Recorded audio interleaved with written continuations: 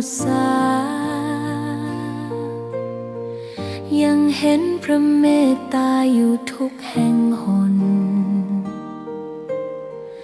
น้ำพระทัยฉโลมใจคนทั่วพื้นแผ่นดินยังอบอุ่นรอยยิ้มพระพักตร์ยังส่องแสงในดวงใจไทยไม่ลืมเสียงสายลมแผ่วเบาเหมือนเอ่ยคำปลอบว่าพระองค์ยังอยู่ใกล้ขอกราบแทบบาทด้วยรักนิรันดร์น้ำตาหลั่งพลันจากใจคนไทยแม้เสด็จสู่ฟ้าไกลแต่พระหฤทัยอยู่ในแผ่นดินนี้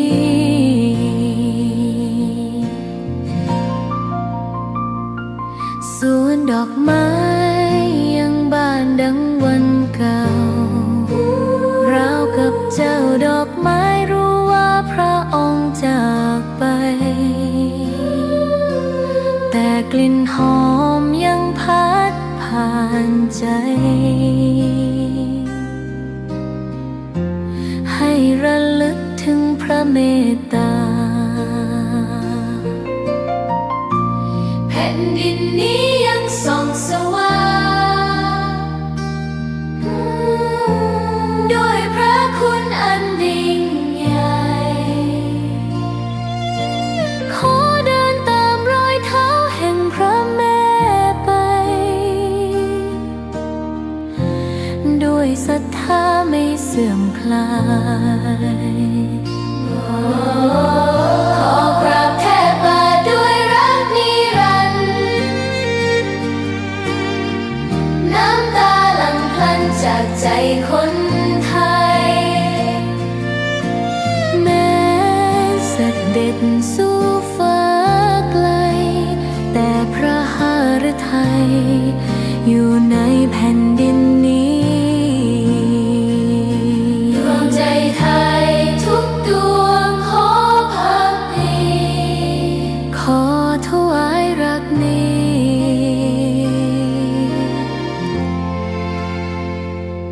นิรันดร์แด่พระพันปีหลว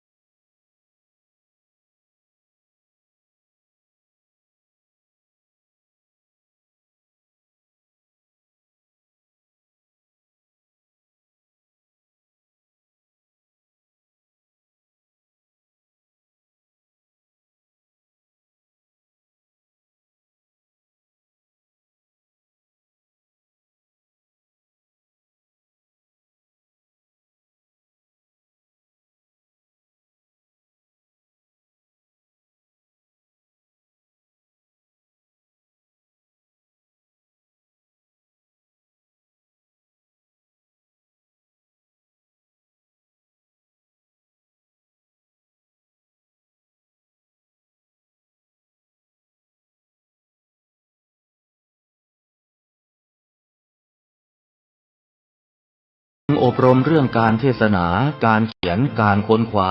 ซึ่งอาจจะเป็นเรื่องเฉพาะตัวแต่ก็สามารถฝึกขึ้นมาได้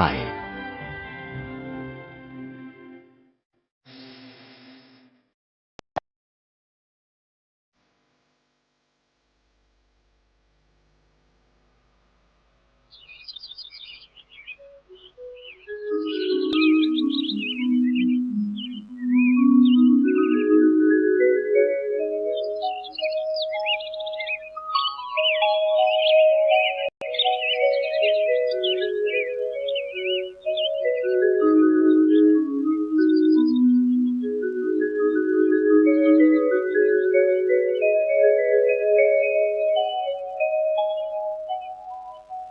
นะโมตัสสะภะคะวะโต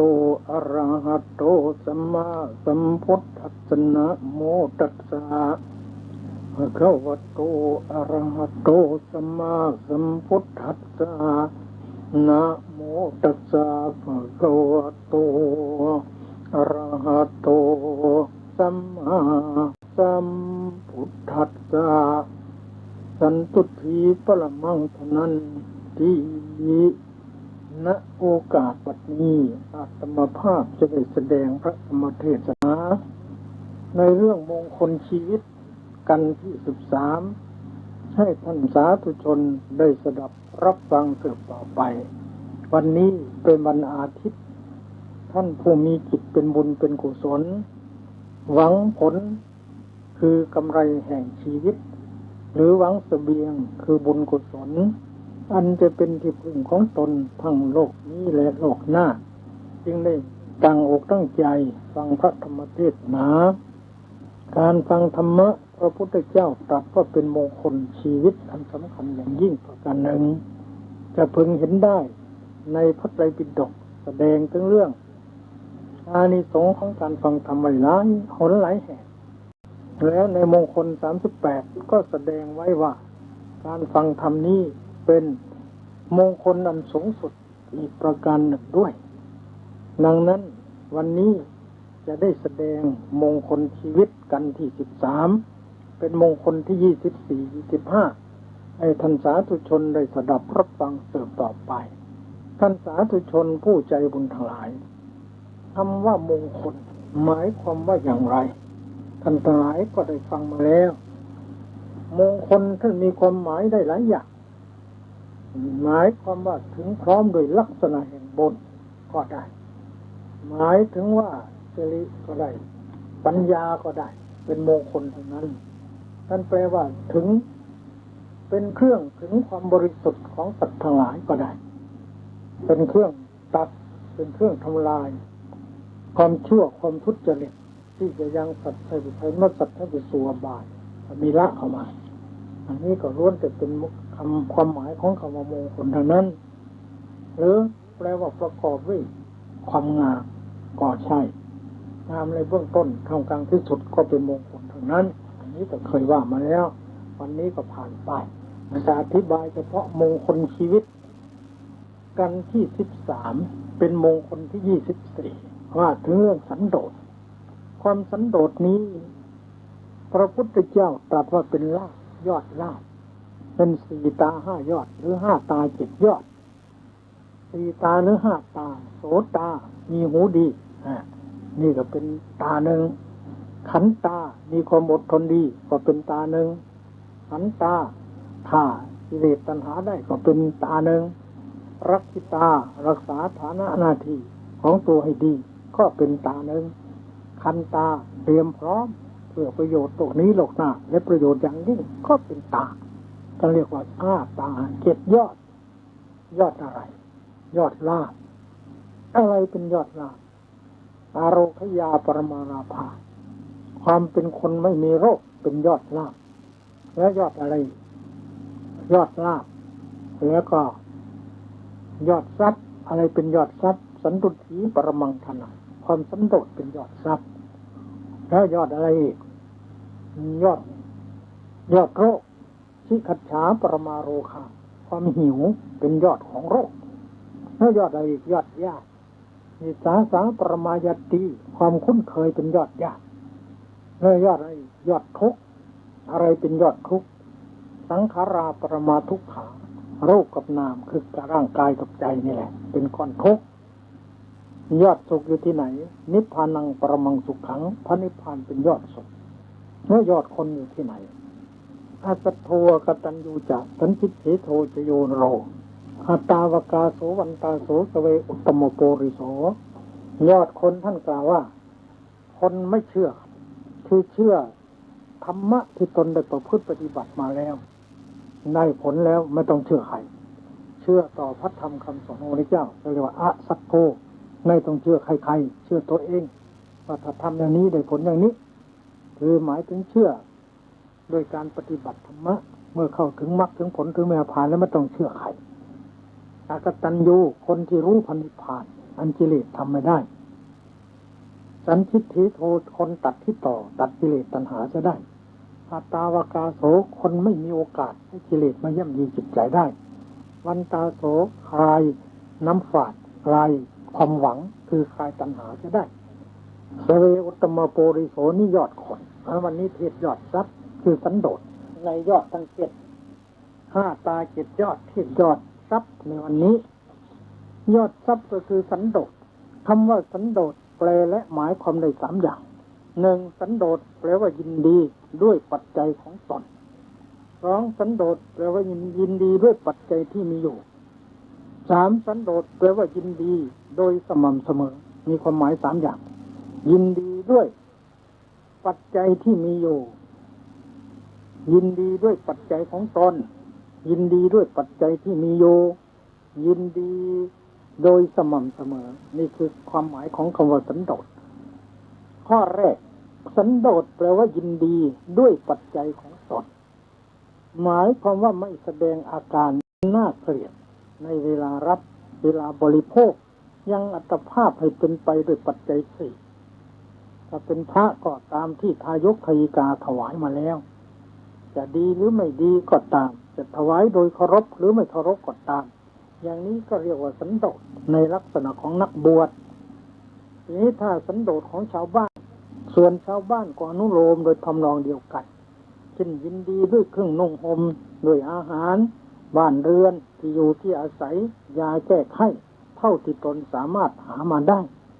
ไม่ให้ไปโลภเอาของคนอื่นมาเป็นของตนซึ่งผิดจากทำนองครองธรรมนี่ท่านเรียกว่าสันโดษพอใจเท่าที่ปัจจัยของเราเท่าที่เรามีอยู่แต่ไม่ใช่หมายความว่าไม่ให้หาถ้าอยากรวยให้ขยันหาแต่หาได้เท่านี้เอาเท่านี้อย่าไปโกงคนอื่นที่ไม่ใช่ของเรานั่นคือสันโดษแท้หมายความอย่างนี้ข้อ2สันโดษแปลว่ายินดีด้วยปัจจัยที่มีอยู่อันข้อแรกนะยินดีด้วยปัจจัยของตนทีนี้อันนี้มันมีอยู่นั่นหมายถึงเวลาได้ทีนี้ยินดีด้วยปัจจัยที่มีอยู่ก็หมายความว่ายินดีด้วยปัจจัย4ที่ตนได้มาแล้วอันนี้ได้มาแล้วอันข้อแรกโน้นมันพึงได้ไปด้วยกัน2คนเขาได้ดีกว่าเราได้น้อยกว่าเขาไม่ต้องไปอิจฉาไม่ต้องไปอะไรเขาบุญของเราแค่นี้ยินดีด้วยปัจจัยของตนทีนี้ตอน2นี่ยินดีด้วยปัจจัยที่มีอยู่หมายความได้มาแล้วมีอยู่แล้วเราละความเป็นคนมากเสียไม่ปรารถนาปัจจัยอื่นนอกจากปัจจัยนั้นคือรู้จักพอรู้จักประมาณในกำลังทรัพย์กำลังสิ่งของที่ตนได้มาที่ตนใช้สอยอยู่ไม่ให้มากเกินขอบเขตแต่มิได้หมายความว่าไม่ให้หามาได้เดือนนี้ 1,000 บาทหรือ 2,000 บาทก็ให้พอใจยินดีเท่าที่ได้นี้อย่าไปกระตือรือร้นกระวนกระวายจนเกินไปจนอยากรวยมากได้เท่าไรไม่พอไปซื้อบัตรซื้อเบอร์เล่นการพนันผลที่สุดมันก็ล้มจมได้แทนที่จะรวยกลับซวยเสียซ้ำไปอีกทั้งนี้ก็เพราะขาดสันโดษนั้นเองเป็นต้นเหตุเช่นบางคนมีเงินเดือนที่พออยู่พอใช้พอสอยไม่อดไม่อยากไม่ทุกข์ไม่ยากนักแต่อยากให้รวยเป็นเศรษฐีไปค้าขายเฮโรอีนก็ถูกจับได้เท่านั้นแหละหมดแล้วความดีทางหลายแหล่หายหมดนี่เป็นอย่างนี้ฉะนั้นให้รู้จักพอใจเอาที่ตนมีอยู่สันโดษข้อที่3ท่านแปลว่ายินดีโดยสม่ำเสมอหมายความว่าให้ละความยินดียินร้ายในอิทธารมณ์อนิทธารมณ์คืออารมณ์ที่พอใจอารมณ์ไม่เป็นที่พอใจให้วางตนอยู่ในอารมณ์ทั้งปวงโดยสม่ำเสมอไม่หวั่นไหวเอียงไปตามโลกธรรมทั้ง8เช่นมีลาภก็ไม่ทะเยอทะยานเกินไปเสื่อมลาภก็ไม่ทุกข์โศกเกินไปมียศก็ไม่เห่อจนเกินไปเสื่อมยศก็ไม่โหคตายไม่กินจะตายนินทาเขานินทาก็เหมือนกันเขาสรรเสริญก็เหมือนกันไม่เดือดไม่ร้อนเขานินทาว่าเราไม่ดีหาดูสิจริงไหมไม่ดีแก้ทันทีเขาสรรเสริญว่าดีจริงไหมดีเรารักษาความดีมันคือรักษาความเข้มถึงเขาทุกข์เราก็ต้องพยายามที่จะแก้โอ ทุกข์นั้นให้ดีได้เพราะคนฉลาดเขาหาคนมีปัญญาหาความสุขในกองทุกข์ได้ดังบาลีว่าปัญญาสุตตะวินิจฉินีปัญญาเป็นเครื่องวินิจฉัยสุตตะคือวินิจฉัยการสดับตรับฟังที่ได้ฟังได้เรียนมาแล้วนั้นว่าอันไหนควรไม่ควรอันไหนผิดอันไหนถูกปัญญาจิตติสิโลกวัฏนีปัญญาเป็นเครื่องเพิ่มพูนเกียรติยศชื่อเสียงให้เจริญรุ่งเรืองยิ่งขึ้นไปด้วยปัญญานระนโรนระนรชนผู้ที่ประกอบปัญญาแล้วนรชนผู้ที่มีปัญญานโรปัญญาสมัยโตนรชนผู้ประกอบด้วยปัญญาหรือผู้มีปัญญาเกิดแล้ว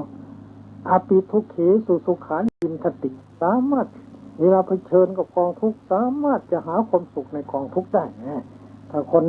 พบทุกข์แล้วก็ต้องหาความสุขในทุกข์นั้นให้มันได้อันนี้ฉลาดเวลาสุขก็ไม่เหิมทะเยอทะยานจนเกินไปเวลาเสื่อมลาภเสื่อมยศเวลาได้รับติฉินนินทาได้รับทุกข์ยากก็ปรงตกว่าเป็นธรรมดาของโลกหมุนไปตามโลกล้วนตกอยู่ในอนิจจังทุกขังตาทั้งสิ้นแล้วแต่บุญแต่กรรมอย่างนี้ท่านก็เรียกว่าสันโดษยินดีสม่ำเสมอในโลกธรรมทั้งแปดสันโดษนั้นโดยองค์ธรรมได้แก่อโลภะคือความไม่ซึ่งมีลักษณะอย่างนี้คือหนึ่งอลักขะภาวลักขโนความสันโดษนั้นไม่มีการคล้องอยู่คือไม่กำหนัดติดอยู่ในอารมณ์เป็นเครื่องหมายเครื่องหมายของสันโดษก็คือไม่คล้องไม่ติดอยู่ในอารมณ์ทั้งหลายมีอิทธารมณ์อารมณ์น่าปรารถนารูปเสียงกลิ่นรสโผฏฐัพพะอันน่ารักใคร่น่าพอใจแล้วไม่ติดอยู่นั่นคือตัวสันโดษมีลักษณะเป็นอย่างนั้นสองอปริคังรโสมีการไม่ยึดมั่นอยู่ในอารมณ์เป็นหน้าที่คือไม่ยึดมั่นถือมั่นอยู่ในรูปเสียงกลิ่นรสโผฏฐัพพะจนเกินขอบเขตทำให้เกิดทุกข์เกิดเดือดร้อนสามอนันลีนะภาวะปัจจุปัฏฐานโนมีการไม่ติดแน่นไม่เปียกชุ่มอยู่กับอารมณ์เป็นผลปรากฏหมายความว่า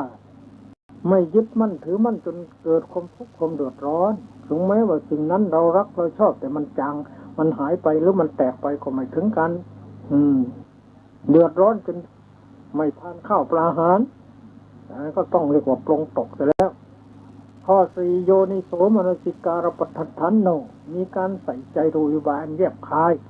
ในอารมณ์ที่เป็นเหตุใกล้ชิดที่จะให้ความสันโดษเกิดขึ้นสันโดษเมื่อว่าโดยประเภทแห่งอารมณ์มีอยู่ถึงสี่อย่างคือหนึ่งสันโดษในเครื่องนุ่งห่มหมายความพอใจในเครื่องห่มสองสันโดษพอใจในอาหารสามสันโดษในที่อยู่ที่อาศัยเรามีบ้านอยู่แค่นี้มีที่นอนอยู่แค่นี้ก็เอาเท่านี้ก่อนถ้าอยากได้ดีกว่านี้ขยันหาขี้เกียจสี่สันโดษในยาแก้ไขแต่ยาแค่นี้แหละวันเนี้ยก็เอาเท่านี้ก่อนพวกนี้หาใหม่ถ้าอยากได้มากกว่านี้ดีกว่านี้สันโดษว่าโดยประเภทแห่งหมวดสามมีอยู่สามอย่างหนึ่งยถาลาภสันโดษพอใจตามที่ได้เท่าไรก็ดีใจเท่านั้นสองยถาพลสันโดษพอใจตามกำลัง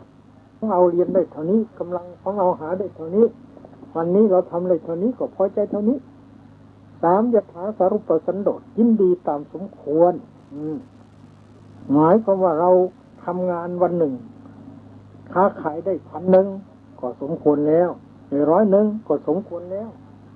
ขุดหลุมรับจ้างได้หลุม1ก็พอแล้วมากำลังเราได้แค่นี้นี่ขับแท็กซี่ได้เงินวันนี้500 บาทก็พอใจเท่านี้วันนี้ขาดทุนพวกนี้ชดเชยไหมอันนี้ก็เรียกว่ายถาสารุปสันโดษยินดีตามสมควรตามที่ได้บางคนไม่ยินดีอย่างนั้นยิ่งได้น้อยก็ยิ่งภูมิใจเลย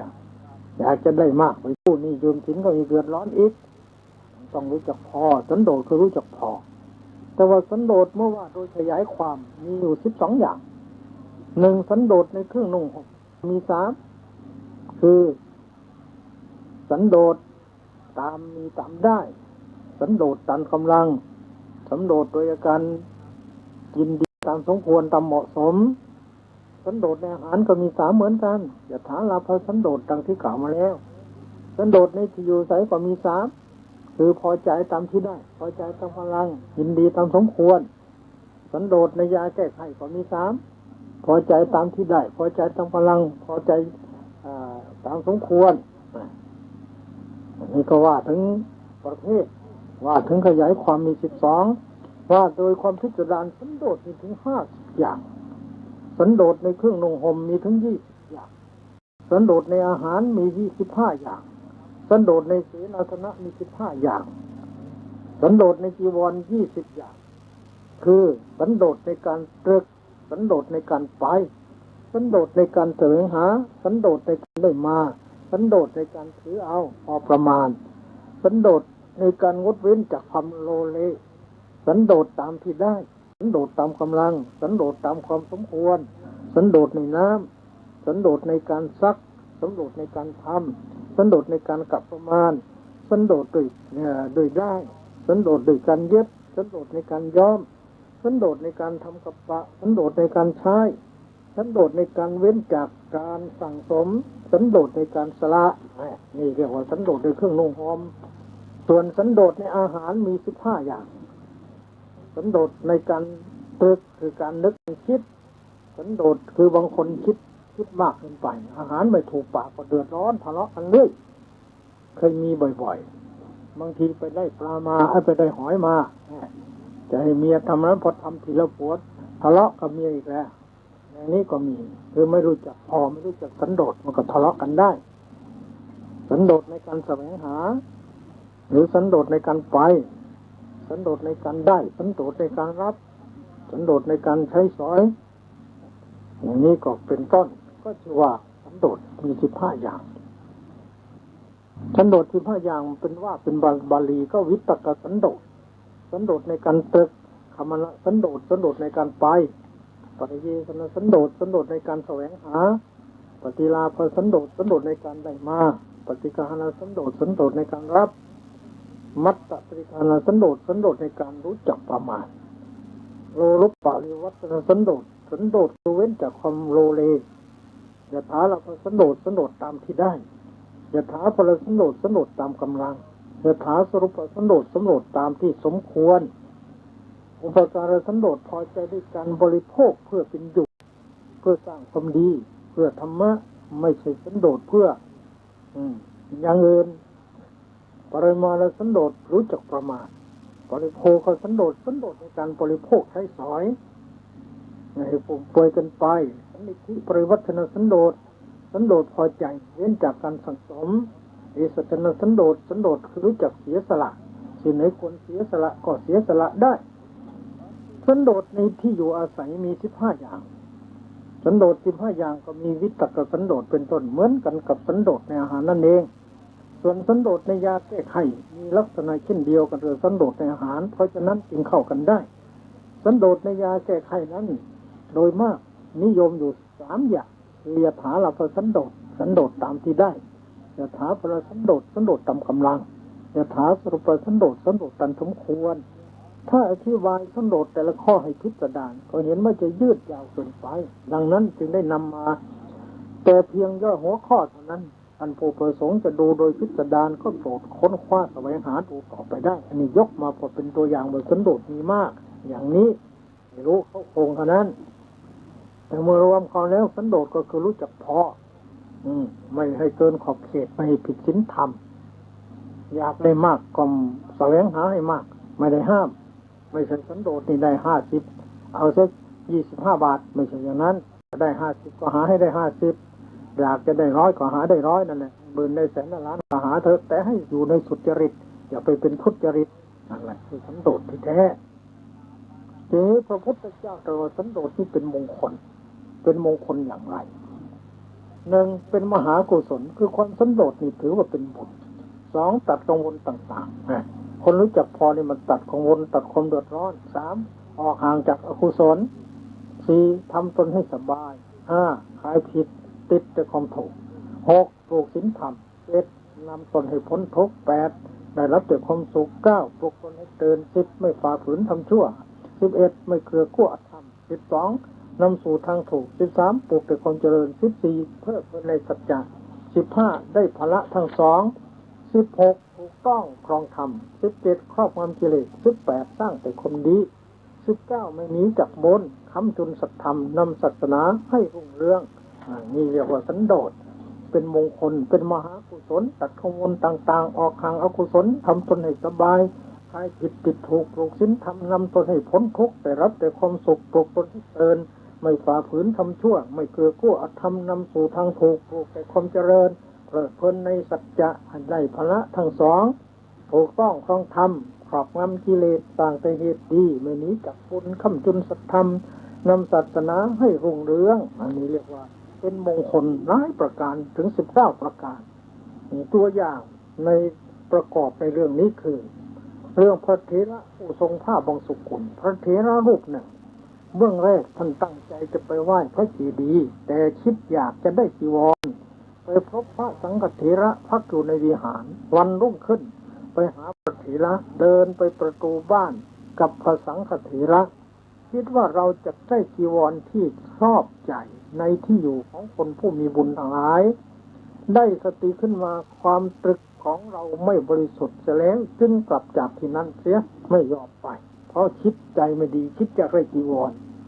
คืนวันหนึ่งบุรุษคนหนึ่งปวดอุจจาระเต็มที่ถ่ายรถผ้าของตนเป็นผ้าเก่าแล้วก็นำผ้านั้นไปทิ้งไว้กองหยาบเยื่อพระเถระผู้ถือบางผ้าบางสุกุลเป็นวัดเห็นผ้านั้นอันแมลงวันหัวเขียวไต่ตอมกลุ้มอยู่ประคองอัญชลีขึ้นพระมหาเถระถามว่าผู้มีอายุทำไมท่านประคองอัญชลีแต่กองหยาบเยื่อท่านตอบว่ากระผมไม่ได้ประคองอัญชลีต่อกองหยาบเยื่อกระผมประคองต่อพระทศพลผู้เป็นพระบิดาของกระผมพระองค์ทรงสลัดสักเล็กน้อยออกแล้วถือเอาผ้าบางสุกุลอันห่อศพของนางปุณณธาสีจากป่าช้าทรงทำกรรมที่ทำได้ด้วยยากแล้วและท่านยืนอยู่ในที่นั้นเองเจริญวิปัสสนาจนได้สำเร็จเป็นพระอนาคามีนำผ้าผืนนั้นไปทำเป็นจีวรห่มแล้วไปสู่ปาจีนขันธราชีวิหารเจริญวิปัสสนาฐานต่ออีกจนได้เป็นพระอรหันต์เรื่องนี้ชี้ให้เห็นได้เด่นชัดแล้วว่าเพราะท่านมีสันโดษหลายประการจึงได้ผลอันสูงสุดเช่นนี้ควรเป็นตัวอย่างแก่นักปฏิบัติธรรมเล็กดีแท้สองเรื่องพระราชบุตรพระราชโอรสของพระเจ้ากรุงพาราณสีพาพระนางอสิตาภูผู้เป็นพระเทวีของตนไปสู่ป่าหิมพานต์ครั้นได้เห็นนางกินนารีมีจิตปฏิพัทธ์แล้วละพระเทวีติดตามรอยเท้าของนางกินนารีไปพระนางเทวีเห็นว่าพระสวามีของตนไม่รักษาสัจจะไม่มีสันโดษไม่นับถือตนจึงเข้าไปหาดาบทเรียนวิธีบริกรรมกสิณจนได้ฌานและอภิญญาเมื่อยืนอยู่ที่ประตูปณศาลาของตนฝ่ายพระราชกุมารนั้นครั้นติดตามนางกินนารีไปไม่เห็นหนทางที่นางไปหมดความหวังแล้วก็กลับมาหาพระเทวีพระเทวีเมื่อเห็นเธอกำลังมาอยู่ใกล้ๆจึงเลยเหาะขึ้นไปบนอากาศหนีไปที่อื่นพระราชกุมารนั้นจึงได้โศกเศร้าคร่ำครวญอยู่กล่าวตำหนิติโทษความไม่สันโดษของตนเองอย่างนี้ว่าอัตติฉังอัตริฉังอติโลเพนะอติโลภะมเทนะจะเอวังห้ายติอัตถัมห้าอาหังวะอสิตาภูยาบุคคลผู้ไม่สันโดษคือปรารถนาเกินทะเยอทะยานอยากไม่มีที่สิ้นสุดย่อมเสื่อมจากประโยชน์เหมือนเราเสื่อมแล้วจากพระนางอสิตาภูเทวีฉะนั้นเพราะความโลภจัดและเพราะความเมาด้วยสามารถแทงความอยากได้เกินไปคือความมากไม่รู้จักพอนั่นเองนางทิพธิดาผู้สิงอยู่ที่ต้นไม้ได้เห็นเหตุการณ์แล้วจึงกล่าวสอนไว้ว่าอัตริฉังอติโลเพนะอติโลภมเทนะจะเอวังโซห้ายตตานังจันทังวะอสิตาภูยาบุคคลผู้ไม่สันโดษปรารถนาจัดย่อมเสื่อมจากประโยชน์ของตนดุจพระราชกุมารปรารถนานางจันทกินนารีเสื่อมแล้วจากพระนางอสิตาภูฉะนั้นเพราะความโลภจัดและเพราะความเมาด้วยสามารถแห่งความโลภมากเกินไปเรื่องนี้เป็นคติสอนใจได้ดีมากแล้วว่าผู้ชายที่ไม่รู้จักพอในกามคุณห้าก็ดี ผู้หญิงที่ไม่รู้จักพอคือมากๆในกรรมคุณห้าก็ดีให้โทษ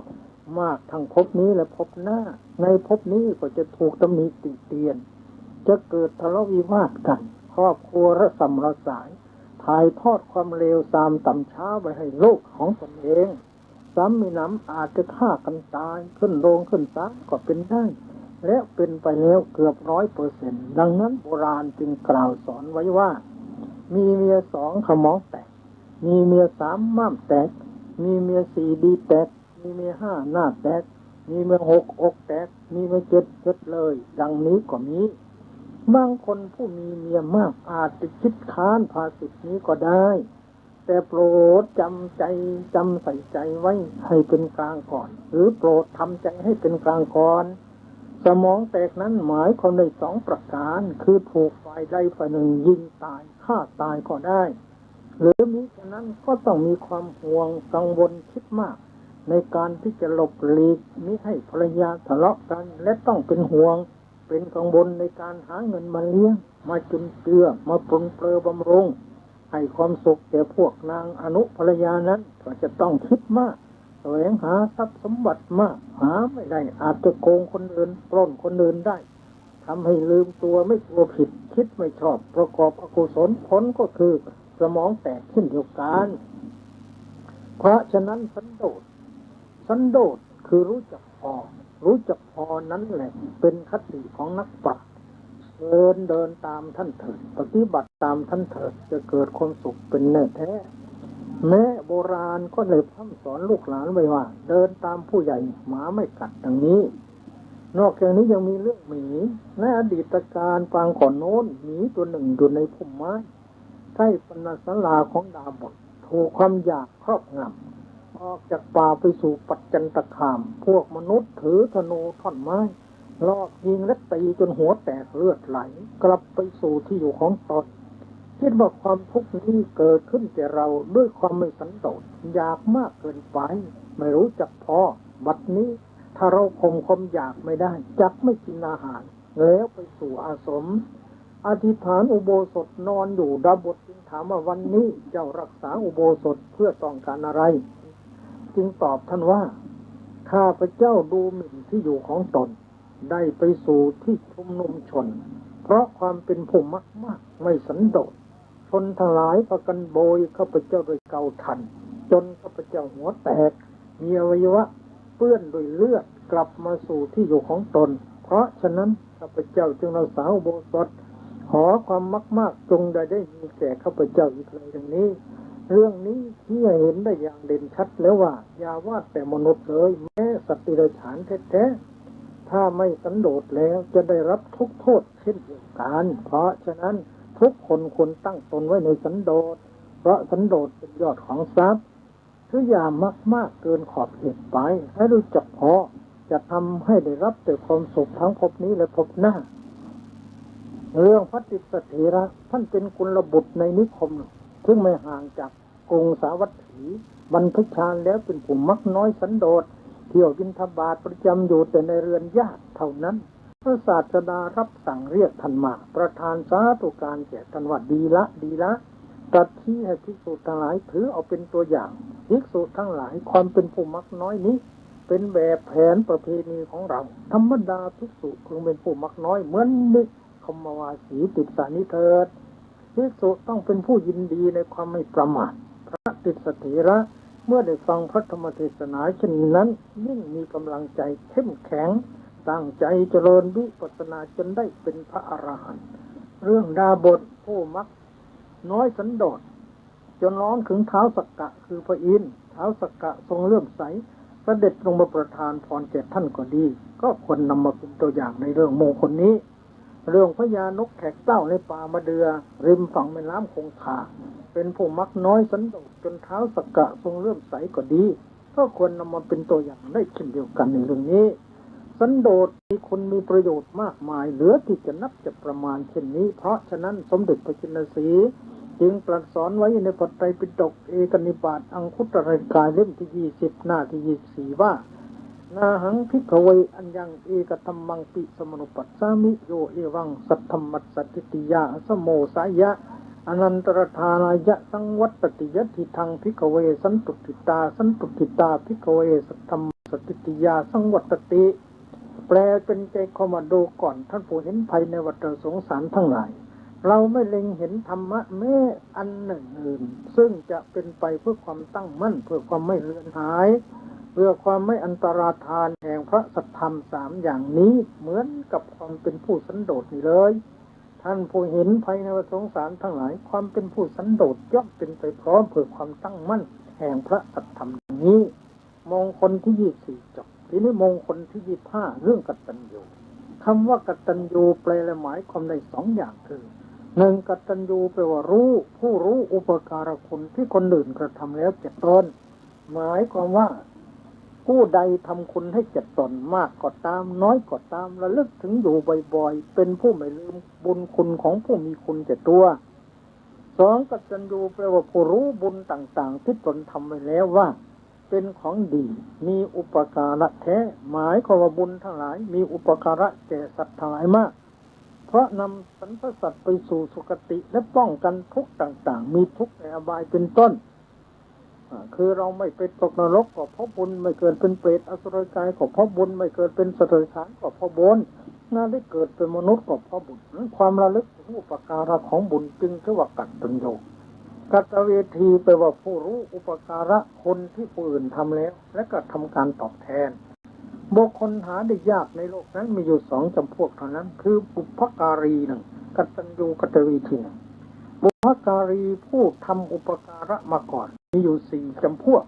ได้แก่พระพุทธเจ้ามารดาบิดาหนึ่งครูอาจารย์หนึ่งพระมหากษัตริย์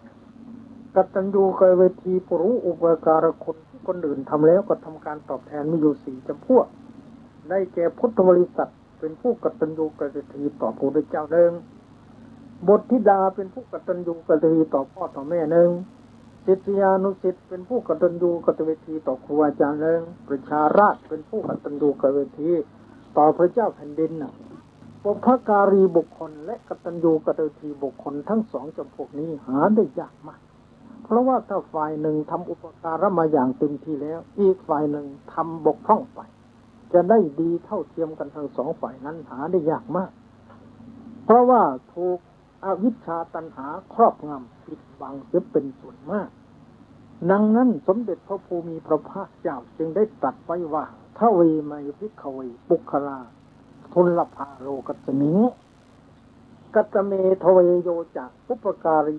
โยจะกตัญญูกตเวทีดูก่อนท่านผู้เห็นภัยในวัฏสงสารทั้งหลายบุคคลสองจำพวกนี้คือปุพการีบุคคลผู้ทำอุปการะมาก่อนหนึ่งกตัญญูกตเวทีบุคคลผู้รู้อุปการะที่คนอื่นทำแล้วก็ทำการตอบแทนหนึ่งเป็นคนหาได้ยากในโลกทั้งนี้พระพุทธเจ้ามีพระคุณต่อพุทธบริษัทมากหาที่จะนับจะประมาณไม่ได้แต่เมื่อจะสรุปแล้วก็มีอยู่3ประการคือพระปัญญาคุณพระบริสุทธิคุณพระมหากรุณาคุณพุทธบริษัทจะต้องตอบแทนพระคุณของพระองค์ด้วยอามิสบูชามีดอกไม้ของหอมอาภรณ์ธูปเทียนปัจจัยสี่คือผ้าอาหารที่อยู่ที่อาศัยยาแก้ไขเป็นต้นและตอบแทนด้วยปฏิบูชาคือบูชาด้วยการปฏิบัติในแก่บำเพ็ญศีลสมาธิปัญญาบิดามารดามีบุญคุณแก่ลูกมากแต่จะสรุปกล่าวแล้วมีอยู่5ประการคือห้ามลูกไม่ให้ทำความชั่วให้ลูกตั้งอยู่ในความดีให้ลูกศึกษาศิลปวิทยาหาสามีภรรยาที่เหมาะสมให้มอบทรัพย์สมบัติให้ในสมัยลูกก็พึงตอบแทนบุญคุณท่านโดยหลักดังนี้ท่านได้เลี้ยงเรามาแล้วเลี้ยงท่านตอบถ้าเป็นเด็กเลี้ยงอะไรมาได้เลี้ยงหัวใจอย่าประพฤติปฏิบัติให้ท่านได้เดือดร้อนว่าง่ายสอนง่ายทำกิจการงานของท่านดำรงวงตระกูลประพฤติตนให้สมควรที่จะรับทรัพย์มรดกชักนำท่านให้มีศรัทธาให้ได้รักษาศีลให้ได้ฟังธรรมให้ได้เจริญสมถกรรมฐานและให้ได้เจริญวิปัสสนากรรมฐาน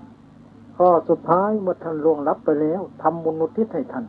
ครูบาอาจารย์เช่นอาจารย์ผู้ให้สิกขาบทอาจารย์ผู้สวดกรรมวาจา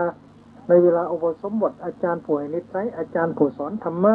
เป็นผู้มีอุปการะแก่ศิษย์มากสรุปแล้วมีอยู่5ประการให้เรียนดีแนะนำดีบอกศิลปะวิชาโดยสิ้นเชิงไม่ปิดบังพรางไว้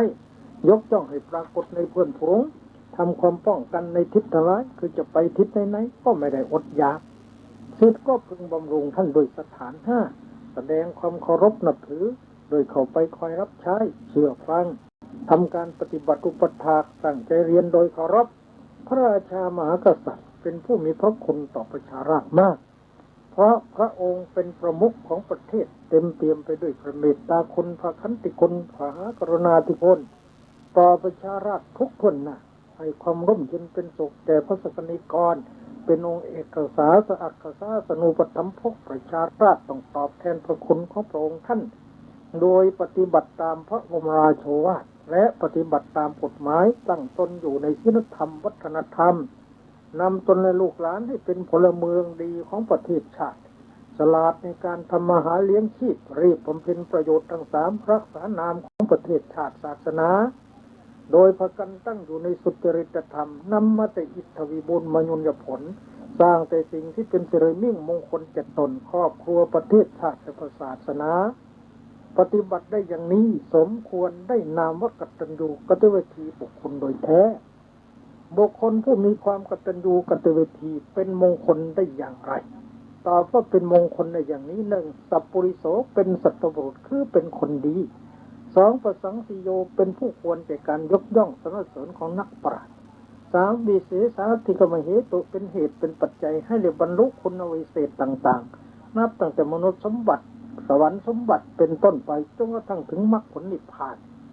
สี่เป็นมหากุศลห้าเป็นคนไม่ประมาทหกเป็นคนมีแก่นธรรมประจำตนเองเจ็ดเป็นคนบำเพ็ญประโยชน์ทั้งสามแปดเป็นคนรักษาสัตย์ธรรมสามเก้าเป็นคนดำเนินตามวงของนักปราชญ์สิบเป็นคนมีที่พึ่งอันประเสริฐ11เป็นผู้เลิศหรือคุณธรรมทั้งขั้นต้นขั้นกลางและขั้นสูงตัวอย่างประกอบในเรื่องนี้มีดังนี้คือเรื่องพระสารีบุตรเถระ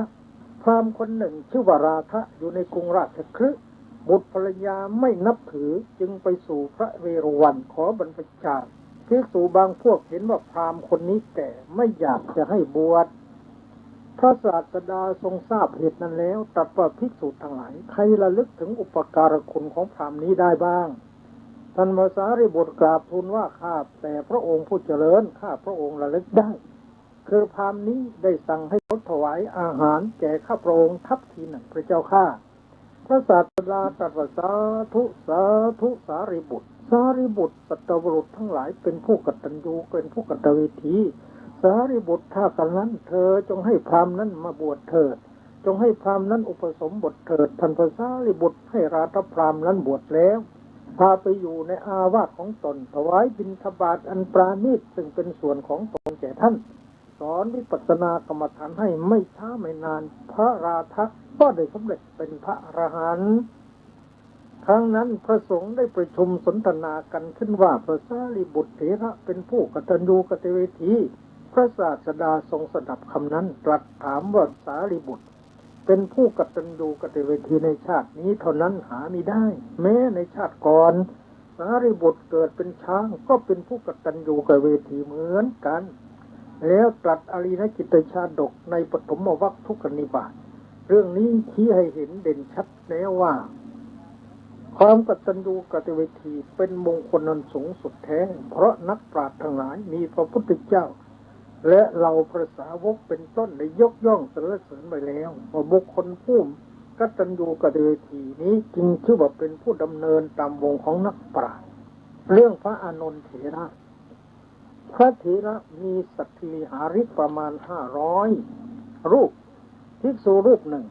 เป็นผู้มีอุปการะแก่ท่านมากขยันปรนนิบัติอุปถากท่านคือกวาดบริเวณตั้งน้ำชั้นน้ำใช้ไว้ถวายไม้ชำระฟันน้ำล้างหน้าและน้ำอาบชำระเวชกุฎีเรือนไฟเสนาสนะนวดมือนวดเท้าและนวดหลังเป็นต้นวันหนึ่งพระเถระไปสอนธรรมะในวังของพระเจ้าโกศลพระเจ้าโกศลทรงเลื่อมใสในธรรมกถาของท่านถวายผ้าสาดกมา500 ผืนท่านได้ถวายแก่ภิกษุหนุ่มรูปนั้นทั้งหมดเพราะเห็นว่าท่านเป็นผู้มีอุปการะมากภิกษุหนุ่มนั้นได้แบ่งผ้าสาดกทั้งหมดถวายแก่ภิกษุผู้ร่วมอุปชาของตนภิกษุเหล่านั้นทำเป็นจีวรนุ่งและห่มแล้วไปสู่สำนักของพระศาสดาถวายบังคมและกราบทูลว่าข้าแต่พระองค์ผู้เจริญ ชื่อว่าการให้พระเพราะเห็นแก่หน้าของพระโสดาบันยังมีอยู่เลยพระพุทธองค์ตรัสตอบว่าไม่มีภิกษุทั้งหลายภิกษุรูปนั้นกราบทูลว่าข้าแต่พระองค์ผู้เจริญพระอนันตเถระพระอุปชาของข้าพระองค์ได้ให้ผ้า500 ผืนแก่ภิกษุหนุ่มรูปเดียวเท่านั้นภิกษุนั้นก็ได้ให้ผ้าที่ตนได้นั้นแก่ข้าพระองค์พระศาสดาตรัสภิกษุทั้งหลายอานนท์ได้ให้เพราะเห็นแก่หน้าหาไม่ได้แต่ว่าภิกษุนั้นเป็นผู้มีอุปการะมากแก่เธอเพราะฉะนั้นเธอจึงให้แก่ภิกษุผู้มีอุปการะแก่ตนเพราะเหตุ3 ประการคือเพราะมีอุปการะเพราะคุณงามความดีและเพราะความพอใจการทำอุปการะตอบแก่ผู้ทำอุปการะย่อมสมควรแท้เพราะการทำอย่างนั้นเป็นลักษณะของคนกตัญญูกตเวทีแม้บัณฑิตในปางกรก็ได้ทำอุปการะแก่เหล่าชนผู้ทำอุปการะแก่ตนเหมือนกันแล้วตรัสคุณชาดกในปฐมวรรคทุกนิบาตเรื่องนี้ที่เห็นว่าพระอัครสาวกข้างขวาซึ่งเป็นผู้มีปัญญามากก็บำเพ็ญมงคลข้อนี้มาเป็นอย่างดีแม้พระอานนท์เถระผู้เป็นพุทธอุปถากก็มีปฏิปทาเช่นเดียวกันองค์สมเด็จพระจอมไตรจึงทรงยกย่องสรรเสริญไว้เพื่อเป็นตัวอย่างอันดีงามแก่อนุชนผู้เกิดมาในสุดท้ายภายหลังเป็นมงคลนั้นสูงสุดโดยแท้ตรงกันข้ามคือถ้าคนอกตัญญูนับวันแต่จะตกต่ำล้มจมลงไปจนกระทั่งถึงนรกฝ่ายเดียวเช่นพระเทวทัตพระพุทธเจ้าบวชให้แท้ๆยังไม่เชื่อพระองค์คิดฆ่าพระองค์นี้คนในละคนอกตัญญูก็ต้องถูกเป็นนินสุดตกเอาอีนรกนั่นแหละและภรรยาของเจ้าปฐมภรรยาของตักกบัณฑิตเป็นตัวอย่างเพราะฉะนั้นใครมีลูกมีหลานให้สอนลูกสอนหลานให้พากันตั้งอยู่ในความกตัญญูกตเวทีเถิดจะได้เกิดสวัสดีมงคลแก่ตนสืบต่อไปสมเด็จพระสังฆราชสาเคยนิพนธ์ไว้ว่านิมิตตังสาธุรูปนังกตัญญูกตเวทิตาความเป็นผู้กตัญญูกตเวทีเป็นนิมิตเป็นเครื่องหมายเป็นป้ายบอกยี่ห้อของคนดีแม้องค์สมเด็จพระชินสีห์ก็ตรัสไว้ในพระไตรปิฎกเล่มที่20กตัญญูสัพปริโสจะภิกขเวกตัญญูโหติกตเวทีดูก่อนภิกษุทั้งหลายสัตวรุษเป็นคนกตัญญูกตเวทีดังนี้ท่านสาธุชนผู้ใจบุญทั้งหลายความกตัญญูกตเวทีพระพุทธองค์จึงตรัสว่าเป็นมงคลอันสูงสุดประการหนึ่งในมงคล38ประการจัดเป็นมงคลที่25วันนี้อาตมาภาพได้แสดงหรือได้เทศเรื่องมงคลชีวิตติดไว้ที่หัวใจมงคลชีวิตติดไว้ที่ฟ้าอันมรคาวาสนาเจริญมงคลชีวิตติดไว้ที่หัวใจไปทางไหนก็มีแต่บุญกุศลมีแต่ผลอันดีงามที่ติดที่ซ้อห้อยตามเราไปทุกภพทุกชาติดังตัวอย่างดังนิทานที่สาธกยกมาให้ท่านทราบแล้วนั้นดังนั้นท่านสาธุชนผู้ใจบุญทั้งหลายควรแล้วไม่ใช่หรือที่เราจะเป็นผู้สอนลูกสอนหลานให้ตั้งตนยึดมั่นอยู่ในความกตัญญูกตเวทีเราเองผู้เป็นพ่อเป็นแม่ก็กตัญญูกตเวทีต่อพ่อต่อแม่ของเรามาแล้วดังนั้นลูกหลานเกิดมาสุดท้ายภายหลังแล้วก็ชวนเขาแนะนำเขาให้เป็นคนรู้จักบุญคุณของผู้มีบุญคุณรู้จักบุญคุณของผู้ที่มีคุณแก่ตัวเองตั้งแต่เล็กแต่น้อยจนกระทั่งโตเป็นหนุ่มเป็นสาวแนะนำกันสอนกันอย่างนี้ลูกหลานของเราจะเป็นลูกแก้วที่ดีของพ่อของแม่จะเป็นลูกกตัญญูกตเวทีซื่อสัตย์จงรักภักดีต่อพ่อต่อแม่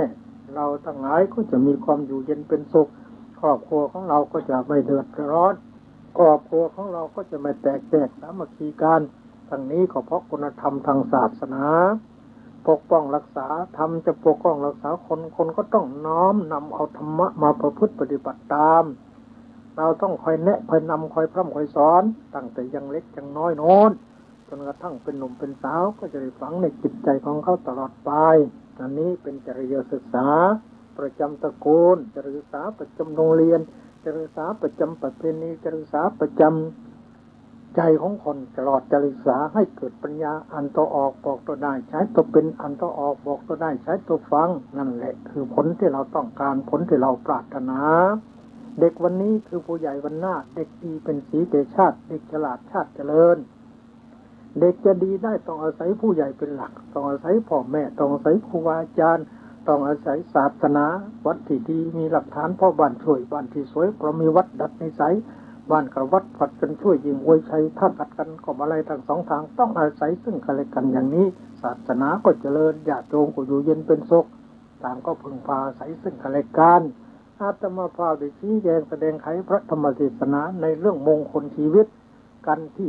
13ได้2มงคลสมควรแก่การเวลาแล้วขอยุติไว้แต่เพียงเท่านี้ในที่สุดนี้โดยอำนาจคุณพระศรีรัตนตรัยอติไสยบุญญาเขตขอญาติโยมผู้ใจบุญทั้งหลายจงพากันอยู่เย็นเป็นสุขปราศจากทุกโศกโรคภัยเจริญรุ่งอาภยศอายุวันนะสุขะพละปฏิภาณธรรมสารสมบัติตลอดการเป็นนิจแม้นมัดว่าท่านจะปรารถนาสัพพะอธิทวีบูรณ์มนุษย์ผลสิ่งใดขอสัพพะอธิทวีบูรณ์มนุษย์ผลสิ่งนั้นจงรันสำเร็จตามมโนปณิธานของท่านทั้งหลายจงทุกประการด้วยกันทุกท่านเทินยะถาวริวหาภูราปริปุเรนติสาครังเอวเมวัยโตตินังเปตานังอุปกปปติอิจิตังปฏิตังตุมหังคิปะเมวะสมิจจตุสัพเพปุเรนตุสังกปาจันโทปนรโสยถามะนิโชติรโสยถาสัพพิติโยวิวัชชันโตอัปโรโควินัสสตุมาเตภวัตวันตรายโยสุขีทีฆายุโกภวะอภิวาทนาสีลิสนิจจังมุทธาปจายโนจัตตารโอธรรมาวัฏฐันติอายุวันโนสุขังภะลัง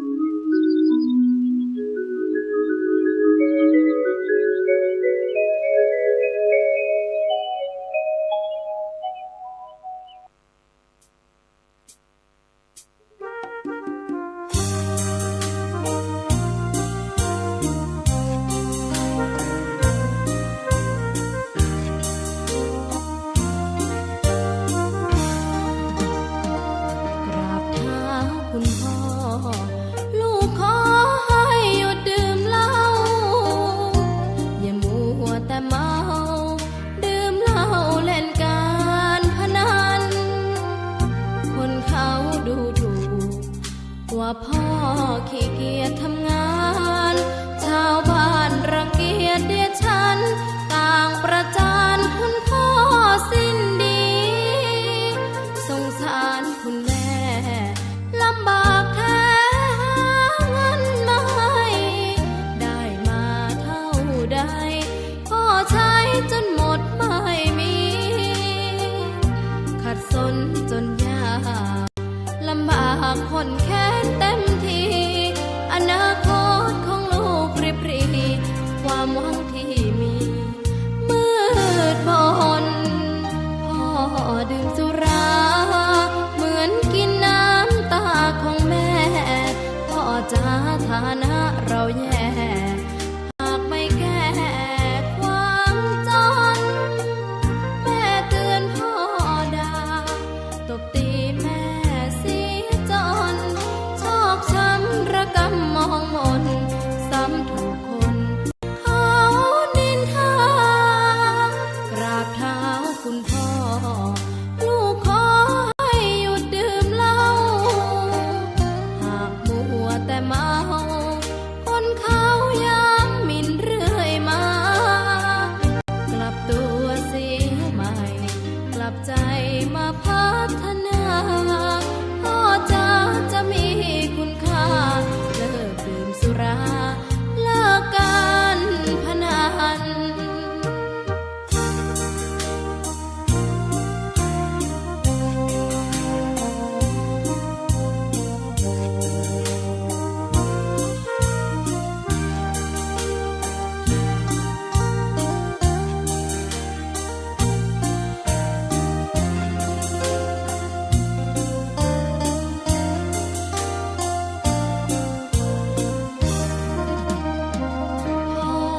ดื่มสุรา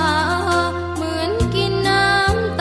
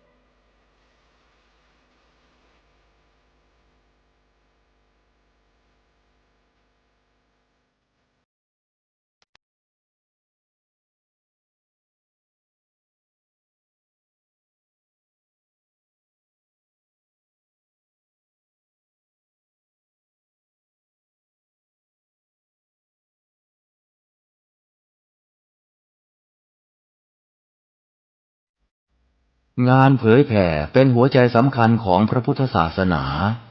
พระพุทธเจ้าอุบัติขึ้นมาบนเป้าหมายแห่งการเผยแผ่ความดีนำความดีไปแทรกไว้ในจุดที่มีความดีไม่มากค่อยๆเจือจางจนกระทั่งความไม่ดีนั้นหายไปเหลือแต่ความดีหรือมีดีมากกว่าไม่ดี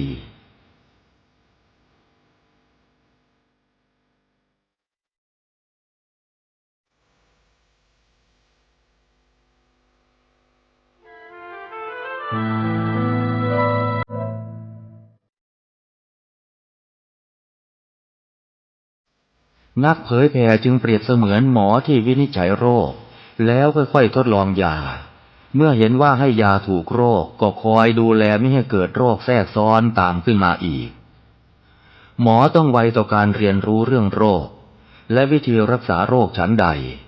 พระสงฆ์ซึ่งเป็นเสมือนจิตแพทย์ของสังคมก็ไวต่อการเปลี่ยนแปลงของโลกและวิธีบำบัดโรคที่มากับโลกฉันนั้น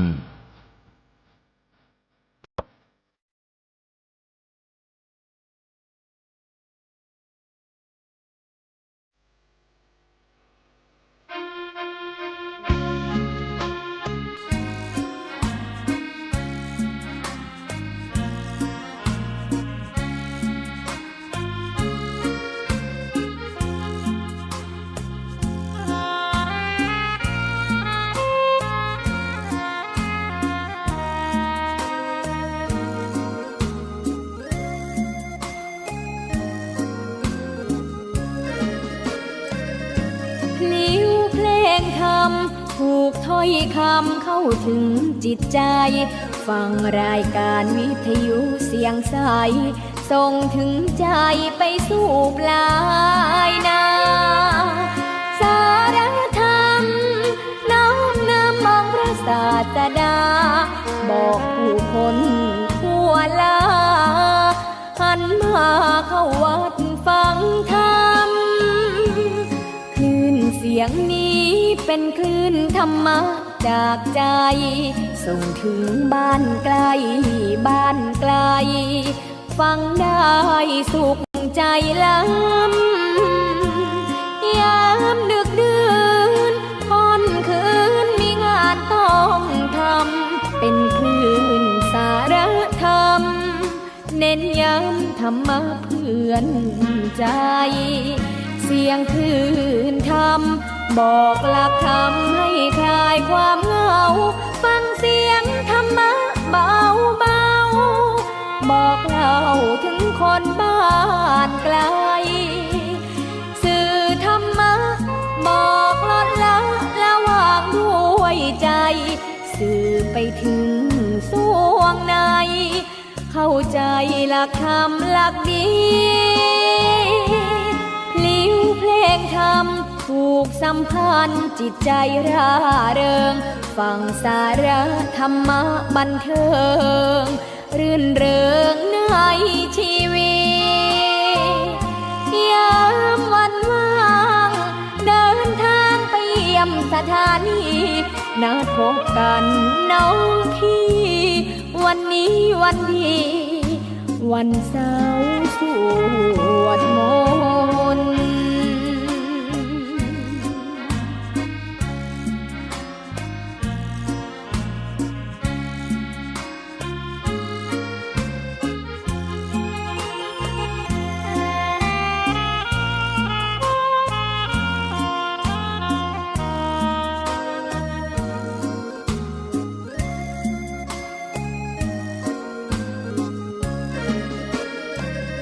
เสียงคลื่นธรรมบอกหลักธรรมให้คลายความเหงาฟังเสียงธรรมะเบาเบาบอกเล่าถึงคนบ้านไกลสื่อธรรมะบอกลดละระหว่างด้วยใจสื่อไปถึงสวงในเข้าใจหลักธรรมหลักดีเพลงธรรมผูกสัมพันธ์จิตใจร่าเริงฟังสาระธรรมะบันเทิงรื่นเริงในชีวิตยามวันว่างเดินทาง สถานี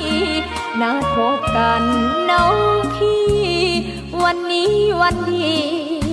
วันเสาร์สวดมนต์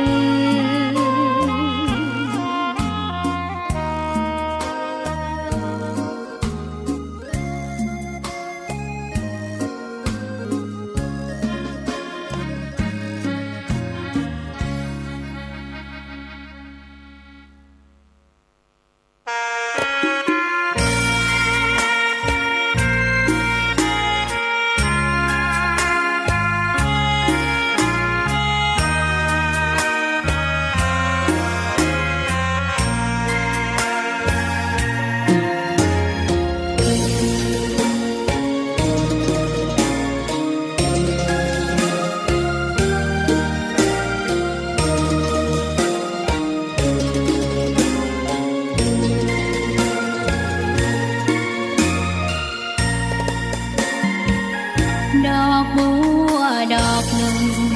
ตึงใจไว้เพื่อบูชาแด่องค์พระศาสดาสัมมาสัมพุทธเจ้ามีความงามเงียบไม่เปรียบเทียบเขาเทียบเราใครมองไม่งามช่างเขาแต่เจ้าก็คือดอกบัวด้วยความสัตย์ซื่อยึดถือความดีเป็นหลักใครรักไม่รักก็ไม่จมปลักมองมัวเมื่อโผล่พ้นน้ำก็เห็นความงามในตัวไม่ยึดติดในตมชั่วขอเป็นดอกบัวดอกดีใครไม่มองว่าบัวงามเด่นแต่บัวก็เป็นดอกบัวทุกวันอย่างนี้ไม่อยากเด่นดังแต่มุ่งหวังในทางเด่นดีเกิดมา